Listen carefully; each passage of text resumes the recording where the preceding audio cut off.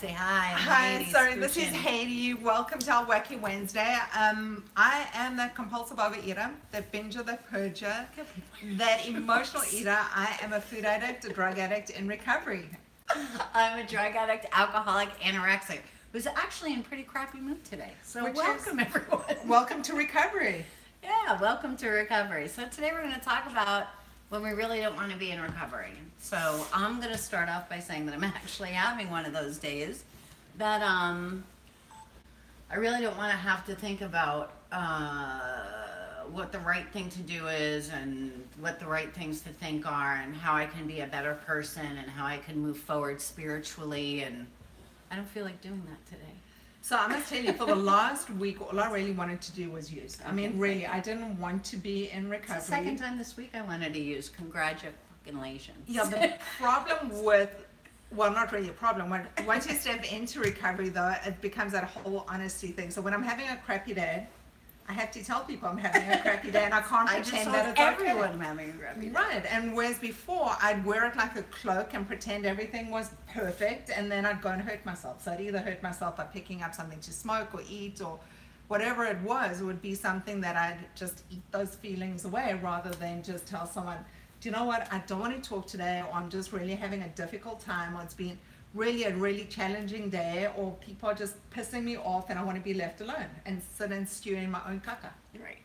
So, So I have we're gonna all do those that. things. So since I don't want to be nice and be in recovery, bye-bye. Hey, do you want to run? Okay, so I'm going to run the meeting. We're going to let Felice just be, okay? Because we're going to Peace give out, her y'all. 15. We're going to give her 15 minutes to sit in her caca, 15 seconds. so she can feel sorry for herself, because we had those poor me, those times where we can just go poor me. Well, how did it go? Pour Pour, me, pour. pour I have a me, pour speech me a impediment. drink. Exactly. Exactly. I have an accent, which is an impediment at times. Okay. So there are times, one of the things as being an addict is that self-obsession where before I stepped into the rooms, I was really miserable, and all I could really think of was what was wrong with everybody else, and why weren't they nicer, and why weren't they doing the things that I wanted them to do. And it really became that poor me thing where I became the victim rather than stepping into my own life and creating my own happiness and choosing to be joyful and happy. And you know what? Being in recovery isn't a magic wand that everything becomes perfect and you start fighting lilies. I mean, essentially. Uh-oh.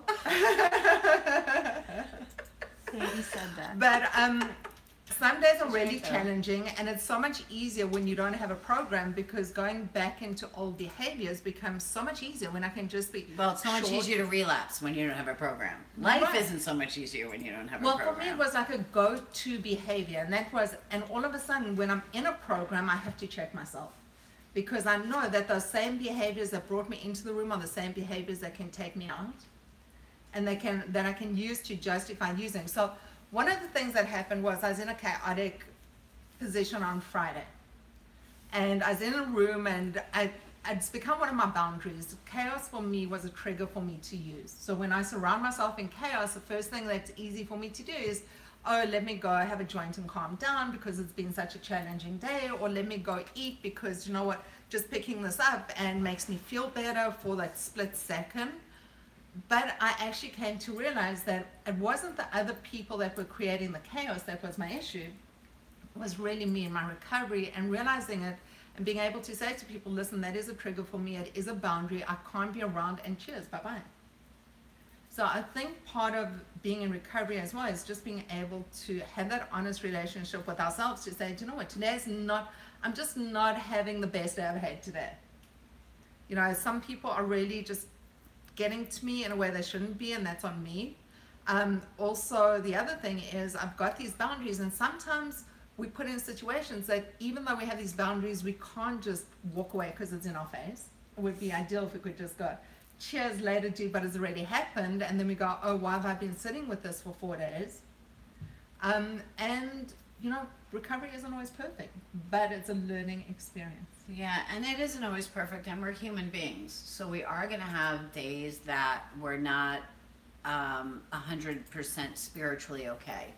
Sometimes we're going to have days that we're 4% okay spiritually and 96% feeling like shit. And I know that it's not so much that we're 96% feeling like shit. That's the bad part, because that happens. It's whether we stay there for 96% of our lives.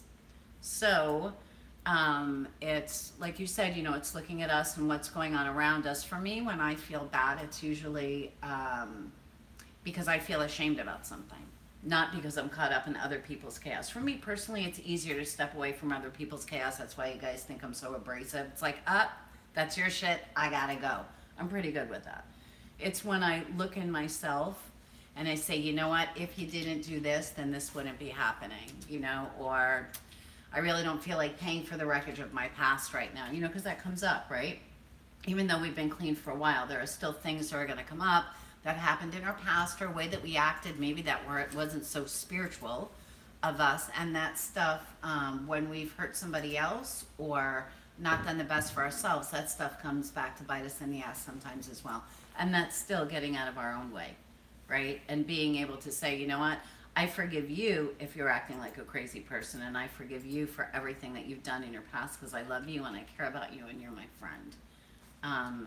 And for us to be able to look at ourselves and say, I forgive me, and maybe I didn't behave the best way or the worst way or whatever, but that's what happened, and so I'm going to forgive and love myself as well. For me, that's the harder thing to do.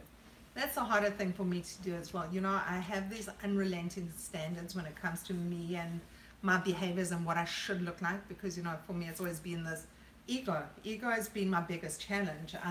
That presenting well on the outside, but really feeling like crap on the inside. I'm beating myself up and just feeling that I'm not no good or not worth it. Question. Sure. Yeah, What and is- for me, I'm going to interrupt you just for a second. For me, it's not so much about ego as it is about just feeling bad for not how I look on the outside, but how I feel on the inside.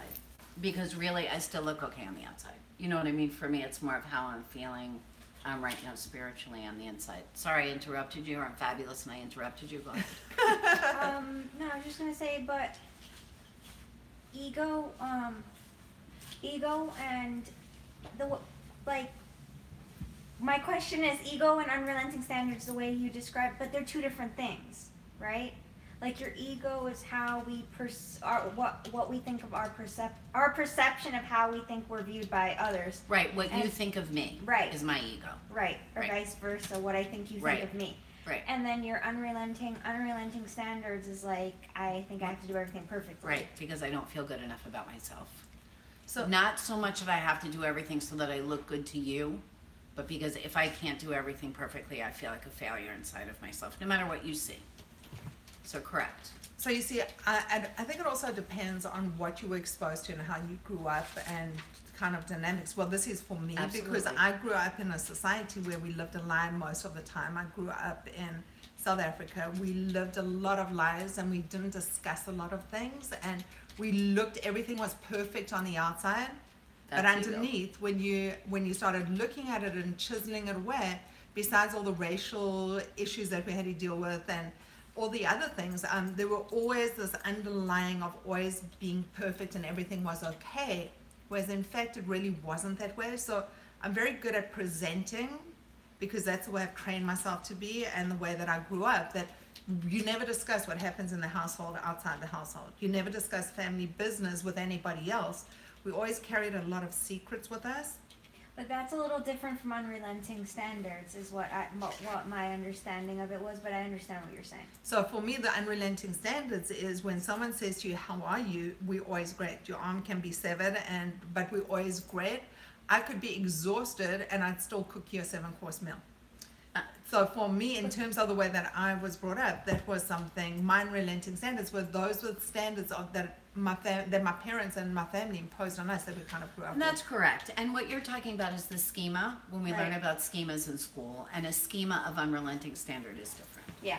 It is. Right. That schema is different. That schema is, I've always felt less than, and if I don't do something perfect, I myself feel less than, whether I'm socializing or not. You know what I mean? That's actually what the schema unrelenting standard is about. It's about me having standards that I need to be perfect at absolutely everything that I do, or I feel like crap about myself, whether it's got to do with how you see me or not. Right, and how that translates in my world as well is all of a sudden I put these unrelenting standards on my kids because it took me a long time to step into recovery. So for a large part of their lives, I've been in active addiction, if not active addiction, at least addictive behaviors for part of that as well.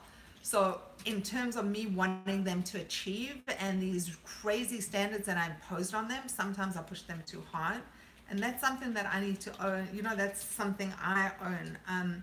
Because I see the devastation that also creates, and someone having to live up to someone else's expectations of not feeling good enough to that person either, and that's a tough place for a kid to be.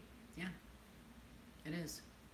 So it is. A lot of us grew up like that too, where we had to do everything on the outside perfectly. So right, it's and such a that place was to be. one of my challenges and one of the reasons that I take my recovery seriously, because I also know that for a long time I'm the barometer that my kids see the world.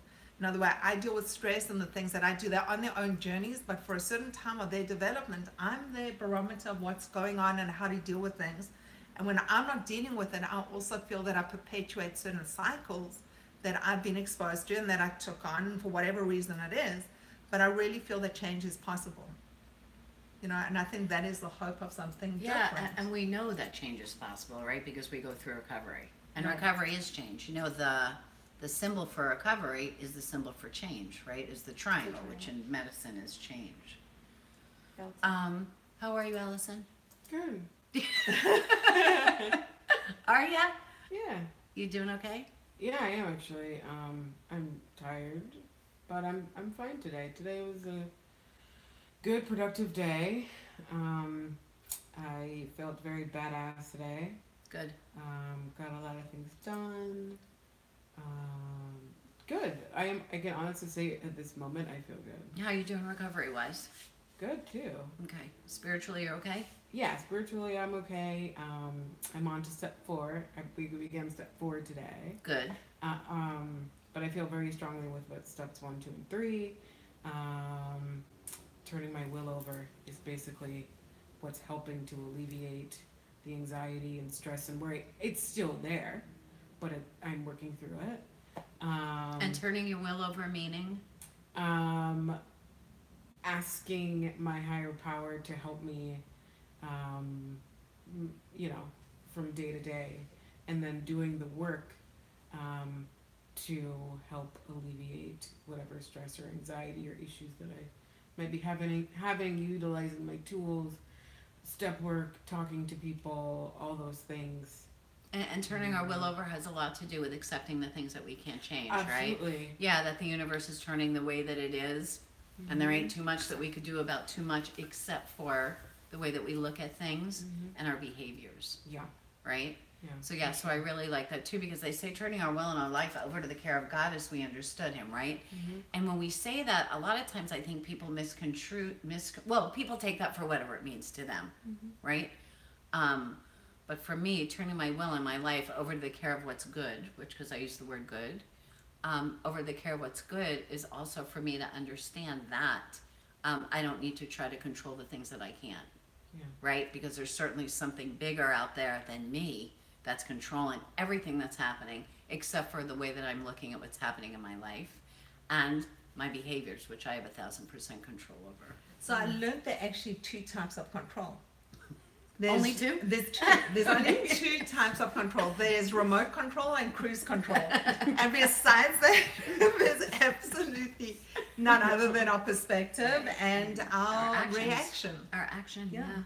That's the only Yeah. thing that we really can control. So, we get a lot of questions. I just want to get other people into the conversation as well. Hi, everybody who's been Hey, typing. Sandy. We live stream on Facebook, and hi everyone. I know people are snowed in and it's snowing and you in your PJs, and we are feeling for you guys. We sitting at a really cool 65 degrees here in Florida. It's windy and As 65. it is, but we are feeling for you. But jump into the conversation. You can jump in on Zoom.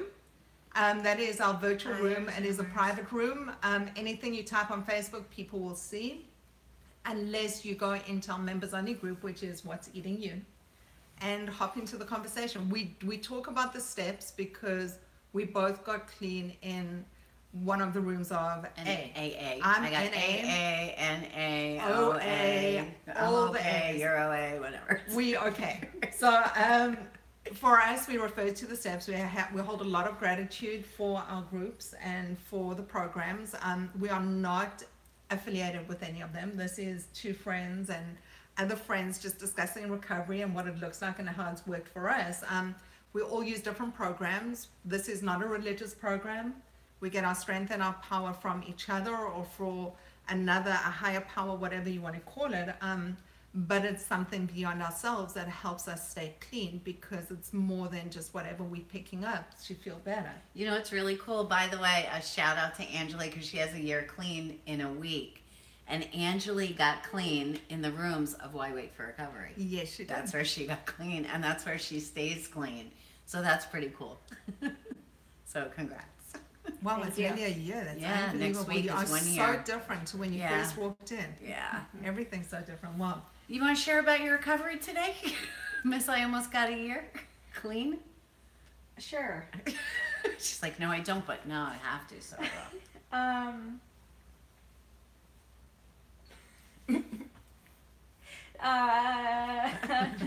So tell us about acceptance. What was it? Thank you, Haiti. Right. What would So you like tell to us know what about your challenge acceptance? was from when you came in nearly a year ago to where it is today and how that's shifted. Well, so I guess I don't know. I guess it's like the basic stuff everyone struggles with, like the control stuff and wanting everything to be perfect. And you touched on unrelenting standards, which I struggle with, and I guess our definitions of that are a little bit different. But being like having to be perfect and everything was a big thing for me, as Felice knows. Even with my step work, I had to be perfect. And now, I guess I let things are a lot easier in recovery because I learned that like the control is a thing that ironically you have to let go of to let everything fall into place. And I think it's also important for me to notice that before I started working in recovery, I was very aware of the control stuff, but to actually know about it and talk about it and then to do the necessary work to take actions to change the way I think and the way I carry myself and do certain things is what really initiates that change and lets me let go of all the stuff that's not working out in my life, if that makes any sense. I just have to say something. So, Ange and I actually started out, I'd been around around recovery for a really long time, but I never took it seriously until something shifted almost a year ago. When we started, we were very competitive because we're developing this workbook and They had to be our better at extreme- it. We had to be better than each other. So there was like this competition between us of who's going to get the gold star for doing their step work better, okay, or more perfectly. I was okay. sponsoring the both of them at that time. Right, so it became this thing like we thought that recovery was something that you got. So once you got it, you got got an A the in gold it. star, you got Once an you got A the A in in it, it. okay, you were perfect and everything was okay. And it is such a different shift now to be able to look at that, and I use those steps in everything. I mean, in whatever challenges that come up, I always go, where's that manageability for me in what I'm changing, what I'm facing? Like, what is my, what is going on? What is my part in it? How do I understand this? And what is the solution? How to move forward? And who do I owe an apology to sometimes becomes the bigger question. But it's amazing how we grow in this program. Yeah, definitely. One of the biggest things that I'm going to say that I see for you is that you used to believe, as far as control goes, and I think that we all do, I believe that I could say something or do something and it's going to change the way that you feel or you think. Mm-hmm. And this is a really, really big lesson to understand, right? That I show up the way that I show up. I'm going to do my best no matter what that looks like today. If you're happy or upset or ecstatic or pissed off about how I am, that ain't about me. As long as I show up and do my best to do my best, right? That's about you. Remember in the beginning when we used to have conversations and you would have to think and think and think and think and think of what you were going to say because you thought if you said something a certain way, I would receive it differently. Yeah. right? And we find out that's not true, Right. right? Say what you need to say. I'm going to hear whatever it is I've heard, and then the world will turn the way that it does, right? I'll act or react, and that's just the way that it is. And I think that that's like the biggest lesson, that I show up the way that I show up, and as long as I am doing my best to do my best, what he thinks of me is what he thinks of me. You know, Yes, I was gonna say, you know, you were with, he. with you and with you, I think it was important that you're probably the healthiest person I've ever had in my life. Poor thing. Yeah, no, and I say that because I had a good place to practice these things in real life. When I say what I say without thinking it, everyone is not always going to be as kind as you were. And even you and I, as our relationship has grown from not only sponsee to friends, I see you in a normal environment. You're not always going to be kind and say the things I need to hear as my sponsor, and that's good for me to realize that we practice these things and we do for a very long time, and then we have to go out there and face the real world. And it's good to see that I can stay true to myself and do the right things, and the right things are not always going to happen, or the things that I wish to happen are not always going to happen. Yeah. I love that you said that, because I always used to do that wishing well. You know, the things that I thought my thoughts were that powerful that whatever I wished for hard enough, I could just manifest and create those things. And then when bad things happen, then I also thought I was responsible for those things happening. And I think one of my greatest learnings in all of this is that some things just happen. Not everything that happens to me. Some things just happen, and it might happen to you or to you or to you. And I was in a position, I used to take it on like what was happening to me, and then the whole chaos and all the drama, and can you believe this happened, and this happened to, and then it became about my friend and my best friend and my sister, and it became like so much closer, so I could internalize that chaos. Mm-hmm.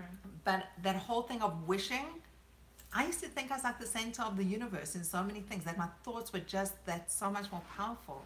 Yeah. And like you said too, just because we do our best to do our best doesn't mean that the universe is going to show up the way that we want it to. We don't have control over that. So you could go to work, Jess, and be on your best behavior and be the best nurse on the whole entire planet and do the right thing and do for everybody and say the right thing, and you know, shit things can still happen. That's the way that it is. Then it's up to you perspective wise to say, okay, what do I want to take home from this? Right? So just because we show up and do our best to do our best doesn't mean that people don't die.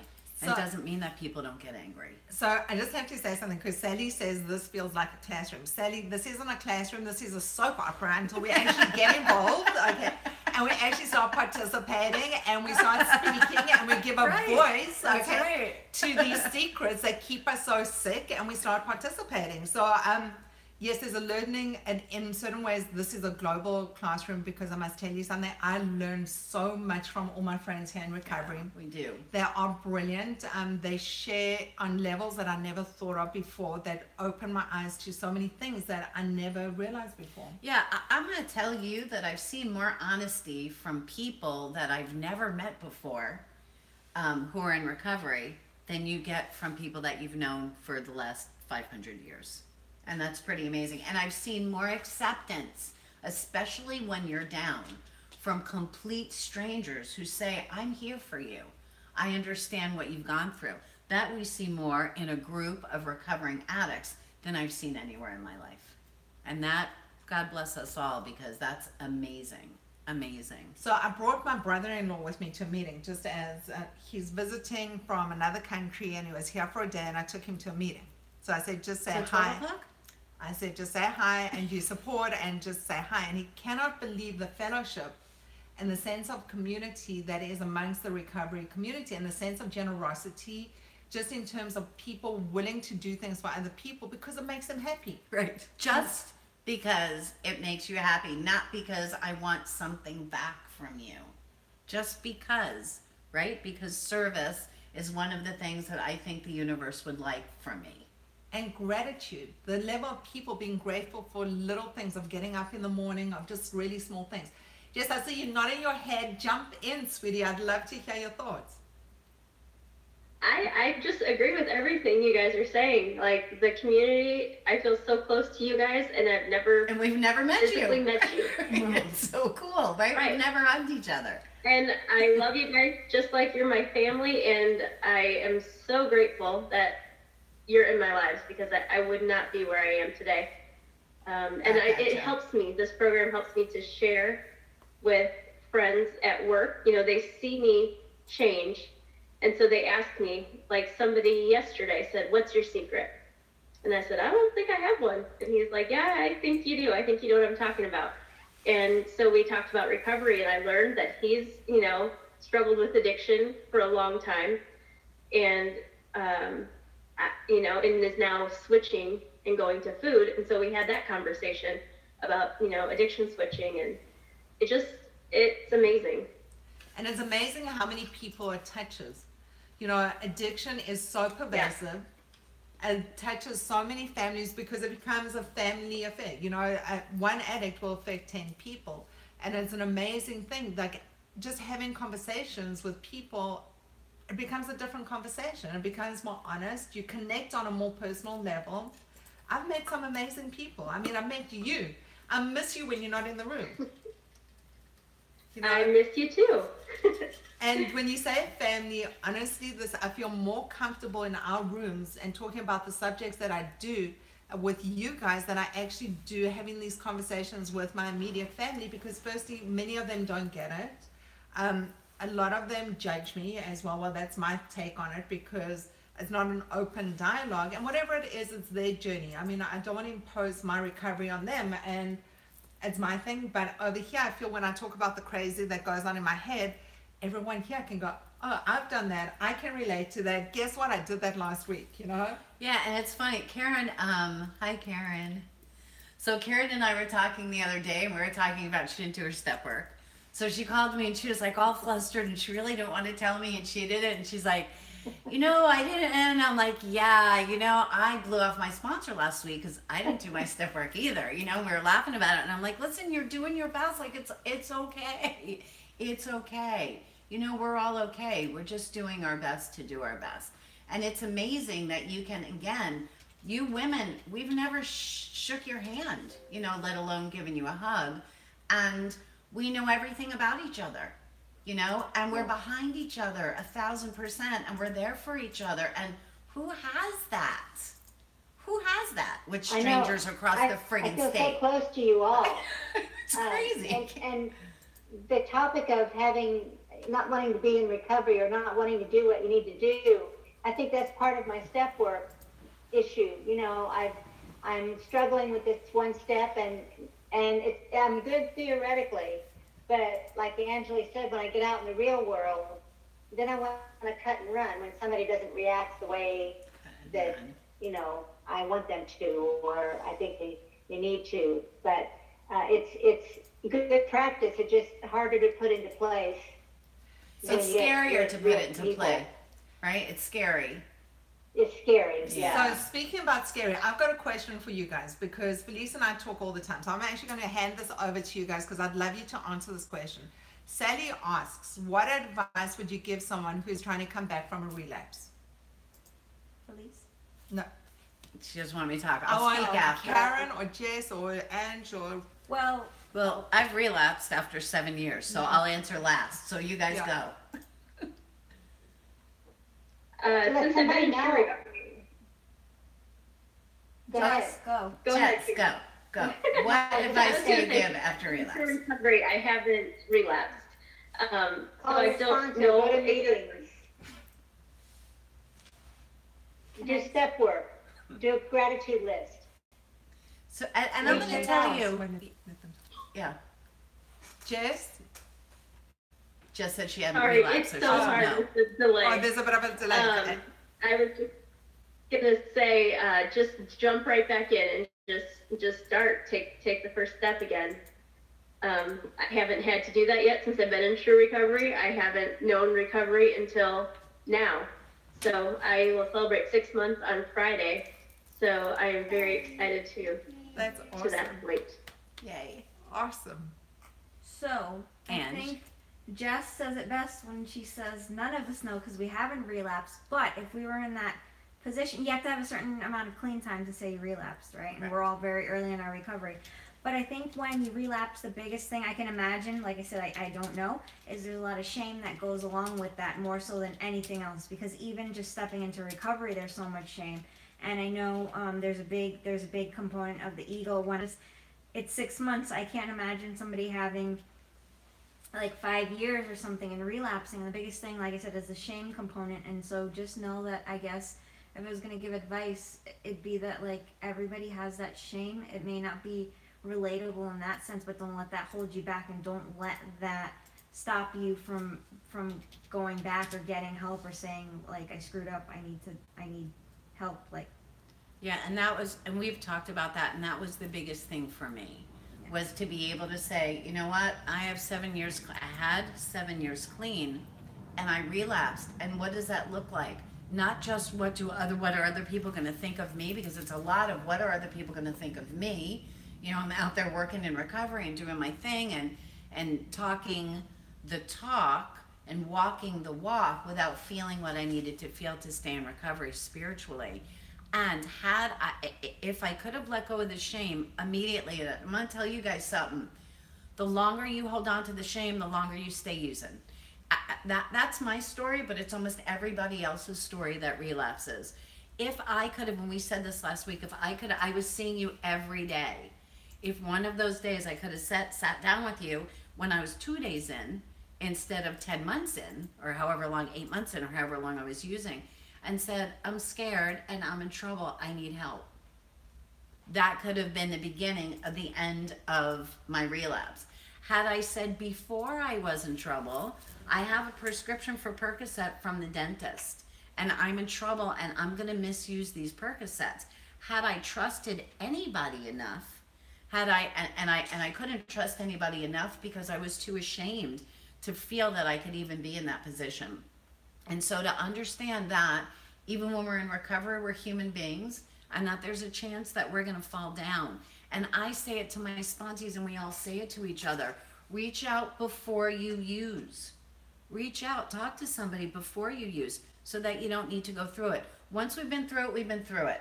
Once we relapse, we relapse. The longer we hold on to the shame, the longer we stay in relapse, the harder it is to come out of it. But we do come out, right? If we're lucky. Yeah, right. But I'm saying once we do stop and we do come out of it, then the only thing that we could do is try to pick our faces up from the floor and move forward one day at a time, just like we did for the 7 years or the 5 years or the 50 years or however long you had before. It's fucking sucks to relapse, you guys. It really does. Like, it sucks. It was horrifying for me, and I'm still ego-wise go through that thing where I have 2 years clean next month, and I can't believe I only have 2 years clean. And, you know, so instead of being able to pat myself on the back, I still have that stigma where I still have that shame because I relapsed and the chaos that it caused when I relapsed. And I still feel ashamed about it. I mean, I would like to lie and tell you guys that I don't, but I still have, and I work on that with my therapist. I still have a lot of shame wrapped around that relapse. The shame doesn't serve us. So I would love to say something here as well. Sally, this is the one program we don't shoot our wounded. So if you relapse, just come back in. We'll love you till you can love yourself, and we honestly mean that because we know what it's like to be there. I've been around the rooms, 4 years already. Mm-hmm. So I had bariatric surgery. I was abstinent for almost a year. I was like 2 hours out of a year, and I relapsed because I didn't realize. I thought abstinence was being in recovery, and it really wasn't. I still had all the addictive behaviors behind it, but I was clean. And then I picked up and I used, but I also didn't realize because I'm an addict. So for me, it's not the substance, it's the feelings that I try, that whatever it is, I try and eat my feelings. So it could be from food, it could be smoking cigarettes, it could be smoking pot, it could be anything. So for me, it really is more the behaviors and the thoughts behind it, that obsession, that total headspace that becomes so self-obsessed and just a really ugly, sad, dark place to be, that I end up hurting myself and going beyond because all I want is more of whatever that is. So it's been a learning process because I thought if I was clean and in recovery on food, I was clean until I picked up the pot and until, all these different things. And I thought, well, it's not really a relapse. I'm still clean on the food. But you know what? Addiction is addiction because we all end up in the same place. That I don't have 10 shame, years that guilt. clean. No. I haven't had a drink in 10 years. I don't have 10 years clean. Right. And No, do you know what? I don't. And that's okay too. And it's okay. No, But the it's thing okay. is, relapse, it's some Sucks, people's story. sucks. It's the thing is that it happens for some people. It's not inevitable. Not everyone has No, it. it's not. But the thing is, it doesn't necessarily have to be a death sentence. The thing is, addiction kills. It really is horrific to be there. And to be able to say, do not I relapse, but thank God I'm here today, or thank whoever it is, I'm here today and I've got a new start. I can do something different. So just for today, Sally, do not pick up. If you can't do it just for today, do it for the hour. If you can't do it for the hour, do it for the minute. And what we do is we belong to What's Eating You. It's a private group on Facebook. If you don't do Facebook, I Am Us, do it through our website. Reach out to somebody and say, do you know what? I'm really struggling. I need someone to hear me. And the thing is, we have people from all around the world, all around the States, all around the world. People are in different time zones. So if you're struggling, put out a message and I guarantee you someone's going to answer and someone's going to respond. Because that's what we do. We care about each other. We know what it's like to feel that way. And it sucks and we feel for you. And I'm so sorry that you're going through this, but I'm so proud of you for talking about it. Yeah, and that's the thing. So just get out there, stay out there, talk about it, stop hiding because the longer we hide, the sicker we get, and don't pick up.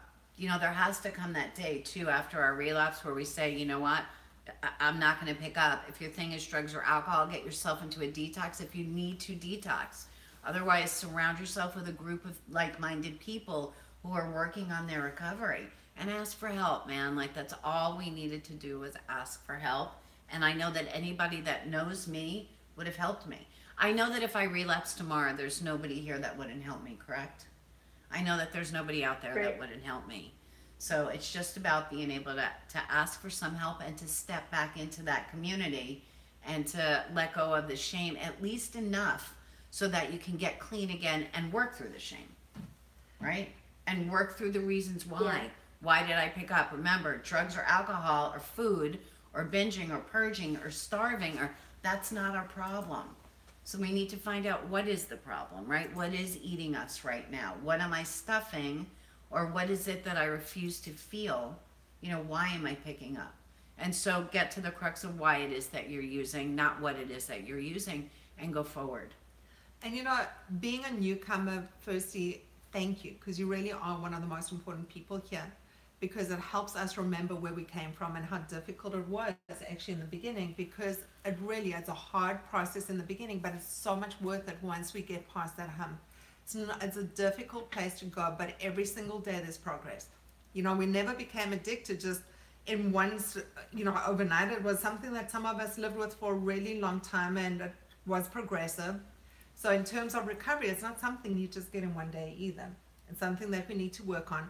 The reason I stay in community as well is I tend to isolate when I'm struggling. And by showing up and being in community, I have people that turn around and go, hey, do you know what? Something looks a little off today. Something's not right. You're not sounding right. What's going on? People care and they see a difference. So when I'm struggling, sometimes it becomes great to have the friends that notice it. Yes, you jump in, sweetie. I was trying to find a way to let you know that I wanted to say something without interrupting. You can interrupt me. I just wanted to bring something up too, about being in community helps me to stay mindful of, because I can easily switch addictions. I've done it. And I've noticed lately that shopping online has been a new thing. It's not to a problem yet, but it's to a point where I'm just okay, yeah, I need that. No, I don't need it. I just need, but I'm mindful, and I think it's helpful to stay in the community and talk about all the aspects of recovery so that you can catch things before they get too far. Good so point. Amazon Prime is the best thing ever. There's instant gratification to an addict, okay? Seriously. Completely ignore everything. No, she I said. love what you said, because that's one of my things that honestly I've got to put down the phone or put down the iPad and walk away. Because I love coming home to packages and all of a sudden I get that credit card bill and I go, what the heck? You know, I get Yeah, that. and 'Cause I it's easy. have needed new clothes because, like, it's a legitimate need. I need new clothes. But I I need new could clothes probably go every day. to Target or something instead of like these online boutiques that I love. And I'm just like, click, click, click, shopping while I'm taking a bath. That's Uh-oh. That's an so uh-oh. can relate. Okay. self-awareness. So I can relate. Then if you drop your phone in the bathtub, then you can shop for a new phone. Yeah. So now you know a whole nother level of Jessica. Yeah, we all got that stuff. Yeah, That's so- what makes you special, baby. It just makes you one of the crowd. So we put That's down right. the, That's why I love you all. so we put down the food, we pick up the phone. I would love, okay, honestly, I wish it could be the sex thing because my husband would be the happiest guy around. Okay. But it really is. It's like a very tight rope that we walk on because it's very easy to slip onto either side and it all becomes about the recovery. So if we're not working our program, and that program is our tools in our toolbox, that when life starts showing up and we really start having those days where we are struggling, it's so much easier to fall into old habits if we're not working a program. But if we've got our tools and we've got our community and we're doing the meetings and we're doing our work with our sponsor and we're doing all these things that we need to do to get our medicine to stay healthy, because addiction is a thinking disease. It's a spiritual disease that can only be fixed on a spiritual level. It's nothing physical, because I tried everything physical to fix what I had. I tried the money, I tried the drugs, I tried the stuff, I tried all the different things. Didn't fix me. The only thing that really started working and making me happy at the end of the day was stepping into recovery, and that's on a spiritual level and doing the next right thing for myself and for other people. And sometimes just being of service to myself. You never know who that addict is that you're going to be saving. So by talking about where we at is a way that we connect to each other on a heart-to-heart level. And even though we think we're struggling, you don't know who else in the room is going, that's my story that you're sharing. That's something that I can relate to. That's something I've learned from. That is something I couldn't articulate or put into words. And you know what? You said it so well that all of a sudden there's a solution. I know where you're coming from.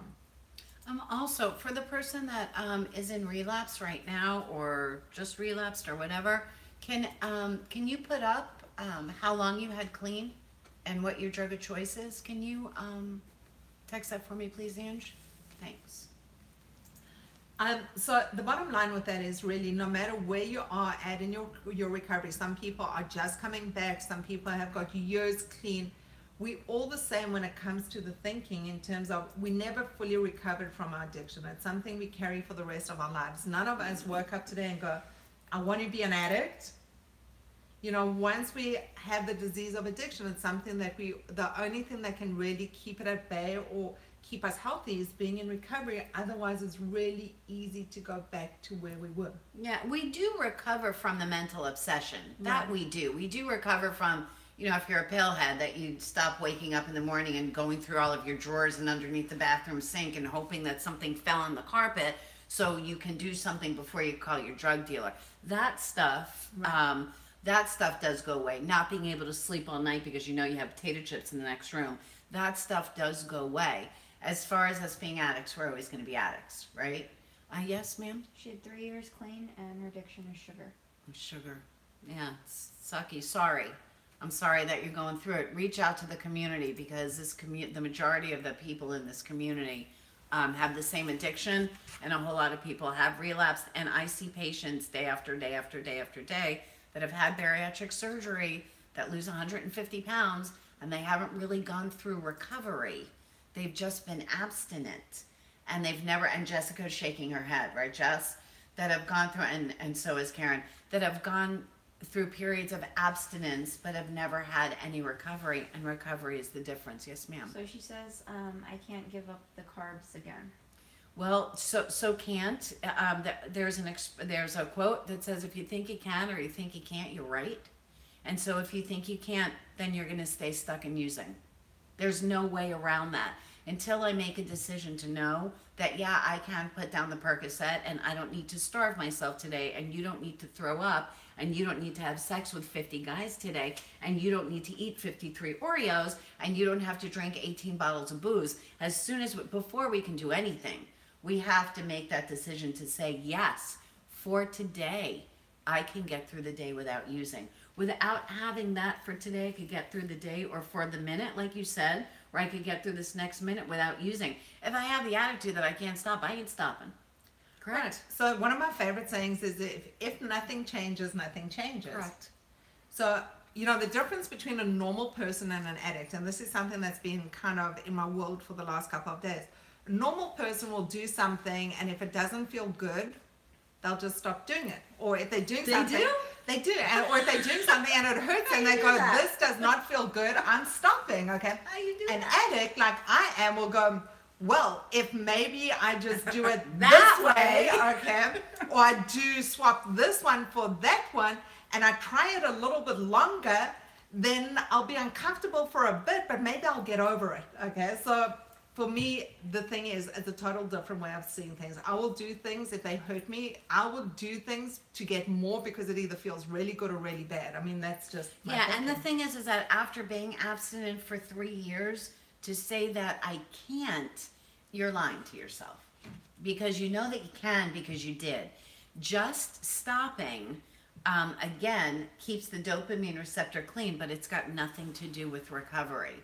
And so to say, I'm never going to stay clean without stepping into some type of recovery community, that's the truth.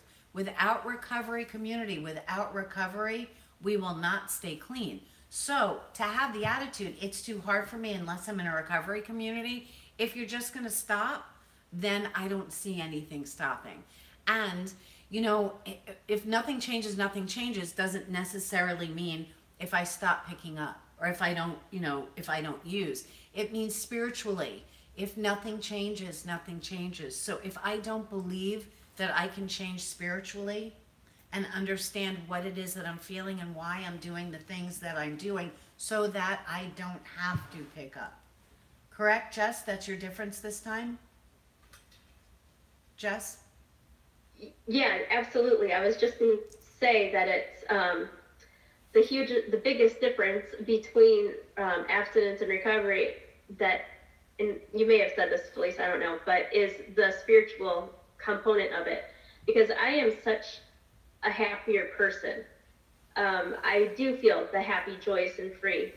I'm more giving. I always think of myself as a giving person, but I do it with a joyful heart, I guess, more so than just because that's the right thing to do. Good girl. And I think that's the biggest difference I've seen. Ange, were you going to say, did somebody else type something back or? No, I was gonna change the subject a little bit and ask. Can I just finish saying on this subject though?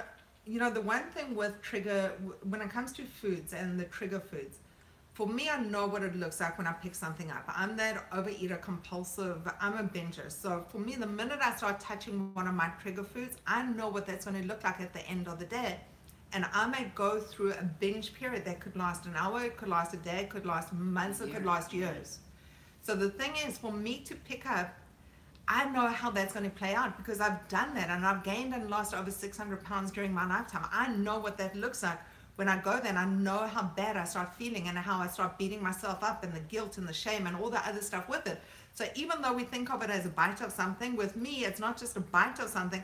It becomes a whole shitstorm of stuff. That becomes the guilt, the shame, all the beating myself up at the end of the day, that sometimes it reaches that stage where I go, it's better not to pick up because I know what it's going to look like. But the other thing is, we in service doing these meetings, Felice and I are not going to walk around slapping food out of people's hands because that is the decision where you go, do you know what, my life is unmanageable the way that it looks now. Something has to change, and to what lengths am I willing to go to be happy and to be joyous and to be free? Take some kind of action, not just thought. Yeah, and a lot of us don't change until the pain is so great that we got nowhere to go but better.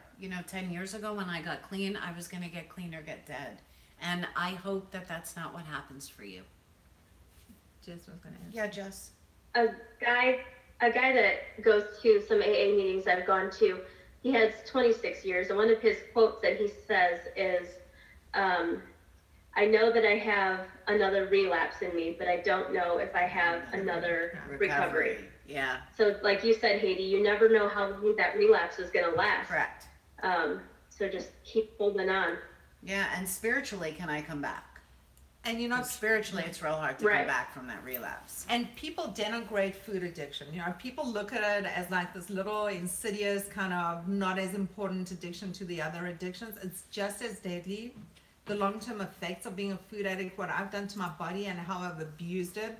I'm very fortunate and very grateful not to have done more permanent damage to myself and to live with very minor consequences to the things that I put myself through. So I really am truly blessed. This is a deadly disease.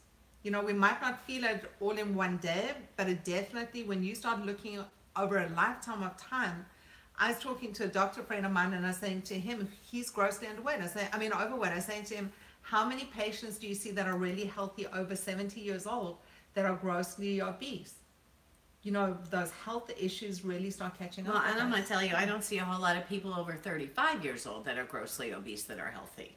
So I don't think you got to wait till you get to 70, because at 35 you're already sick, you already have fatty liver, you're already a type 2 diabetic, more often than not, right? And are struggling with whatever you're struggling with, and then struggling with the weight. Allie, did you have something to say, Mama? No. Oh, you just changed positions. Yeah. Okay. Not spiritual positions, just couch positions. Physical. Okay. And you're going to say something now? Oh, Meg's laughing at me. I don't remember. It's okay. If I remember, I'll jump in. Okay, so someone asked about coaching and how do they get more? So what we do is we live stream to thousands and thousands of people every single meeting because it helps us keep what we've got, which is recovery. It's our way of being service. It's a way of us connecting with our friends because we love this time together. But also we have limited space workshop that we run kind of every now and again. It's only for 25 people. But it's an intensive, private, it's not broadcast, it is really private, it's a very small community. It's only for 25 people. In fact, it's really starting to get full. But it's starting again on the 7th of April. For real. For real, yeah. For real, Karen. It's every 2 weeks, and it's with Felice's workbook that she developed from all the different places that she's been and therapies and stuff that have worked for her. A lot of therapy. So if you're interested in that, you can either IM me and send me info, and I can send you info back. We Or can- otherwise, it's on Facebook. It's under events. Yeah, but reach out and then we'll get you whatever information that you need. So we do meet twice a week. We meet Wednesdays from 9 to 10 p.m. We are looking at changing this meeting, just so you know, it's going to start happening on a Thursday. We do need to put a poll up. This is the workforce. We've got a very small workforce, okay? 1, 2, So we 3, have some 4. people who volunteer with us. We've got Ange and we've got Ahmed that really help us get the message across. And Jess steps in when she can. But generally, it's just us doing what we can. So unfortunately, I've been a little bit busy, so I do apologize. I'm a Or bit slow. fortunately. Or fortunately. Great. Money's been calling, yay. Great. But we will be doing a poll to see what time works better for you. If I haven't put it up, please just put up a message. I prefer 7 p.m. on a Thursday, and it just makes my job Yeah, it's a lot going to be easier. Thursday because there's a meeting that Ange and I go to on Tuesday. So, So, but it's going to be on Thursday. So if you could see kind of pick a patients. time. More importantly than what we do, you see patients all day. yeah, And that's it. and Felicia's with patients. She Yes. sees us so many patients on a Wednesday. But anyway, be that as it may, we are going to probably shift the meeting to Thursday. Anyone with challenges or suggestions, just post it. We also meet Sunday mornings, 9 to 10 a.m. That's how we start the week. That's a more serious Eastern Standard Time. Eastern Standard Time. You can join us either in the room if you're in Southeast Florida. You come, you join us, the door's open. It's a great place to be. Or you join us On anywhere Zoom, from where the cool people hang out. internationally or anywhere else, any of the states. If you snowed in, snowed under, just come hop in on Zoom. And you can join us. As long as you're not snowed. Yes, exactly. The only requirement is the desire to not get snowed. And I just wanted to, there was actually a reading from, where's this one from? It's from the Big Book of Alcoholics Anonymous, and you're going to close with it, but I would like to open with it on Sunday because it's the beside you closing today, so it'll be quote unquote food for thought. So you're going to read it, and then if we can talk about it on Sunday, that would be Okay, awesome. so I'm going to read it in like 2 minutes. I just also Okay. wanted to mention that we're on Not YouTube. really good read. because we have a lot of new people who join us as well. So we do archive all of our meetings. You can get them for free on YouTube. It's WEIGHT, WEIGHT, for recovery, all in one word. YouTube archive. If you subscribe to the channel, any new uploads that we do, you'll get notified of it if you click notifications. Also, you may not be the only addict that you know. If anyone else is, I know a shit I ton know of a whole load of them. So what I do is I share this with other people. We love getting the likes from you guys. We love seeing that we are reaching people. It helps us doing what we're doing, because it just makes us feel good that people actually hear us as well. And that it also helps carry the message across, because really addiction sucks, and no one should be struggling or living with pain or in shame. alone. And alone, it's such a lonely place Yeah, to be. it is. So share our info with anyone. They're welcome to watch. They're welcome to join. The more the merrier. So I'd like to close out reading. Yeah, he's going to read acceptance from the Big Book of Alcoholics Anonymous. Does anyone want to say anything else before we close out? Don't all shout at once. Is that a hand, Karen? Yeah, Karen. Karen, are you raising your hand or fixing your thing there? You I good? didn't hear what you said. Sorry, Hayden. It's okay. We didn't know if you had something to add, or if you were just playing with the microphone. I got Okay. awesome. Playing with the microphone. Okay. So this is just such a great reading. So acceptance is the answer to all my challenges today. When I'm disturbed, it is because I find some person, place, thing, situation, some fact of my life unacceptable to me. And I can find no serenity until I accept that person, place, thing, or situation as being exactly the way it is supposed to be at this moment. Until I can accept my addiction, I could not stay clean. Unless I accept life completely on life's terms, I cannot be happy. I need to concentrate so much on what needs to be changed in the world. I need to concentrate not so much on what needs to be changed in the world as on what needs to be changed in me and in my attitude. And there's an interesting take on the serenity prayer as well, which is grant me the serenity to accept the people I cannot change, the courage to change the person I can, and the wisdom to know that person is me. Right. So I'm blessed and grateful to be in recovery. I'm so blessed and grateful to be here with you tonight. It is such a blessing. And also just have a wonderful week. I look forward to connecting with you on Sunday. Join us at the workshop as the coolest people go. I'm Felice, and I'm blessed and grateful to be in recovery, and I'm blessed and grateful to have you guys around me. Thank you so much for being a part of my recovery and allowing me and Why Wait for Recovery to be a part of yours. Love Peace you. out, you guys. Peace out, everyone. Peace out. Bye.